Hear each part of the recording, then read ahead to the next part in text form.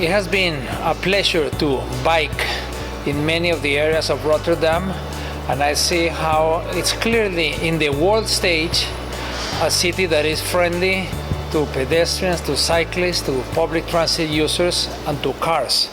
But obviously, cities like Rotterdam cannot just benchmark themselves with the world, because obviously you can have thousands of cities that are worst, but you need to benchmark with the best of the best. And of course, public spaces. And when I say public means that it belongs to everybody, the young and the old, the people who drive, the people who don't drive, everybody. When we look at our cities from the air, the biggest public space by far are the streets. The streets are between 15 and 25% of our cities and are between 70 or 90% of our public space.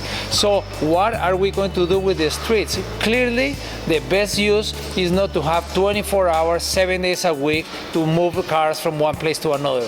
And that's why also the pedestrians, the cyclists, and even activities like the open streets or ciclovia on Sundays become very relevant.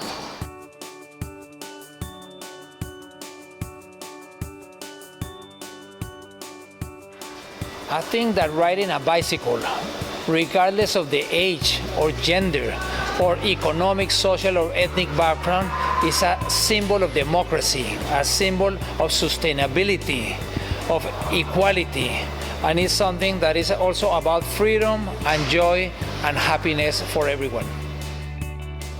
I think the Netherlands can really lead the world in many ways, can set an example. And in a selfish way, I hope that Rotterdam and the Netherlands in general do not become complacent around the myth of excellence. Because of course, if you are comparing yourself with cities that are worse, you can do a list of thousands of cities. But actually, if Rotterdam moves from being very good to being great, the whole world is watching, and then you're gonna make others move.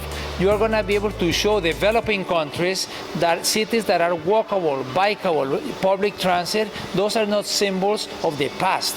Those are not symbols of the poor, but quite the opposite.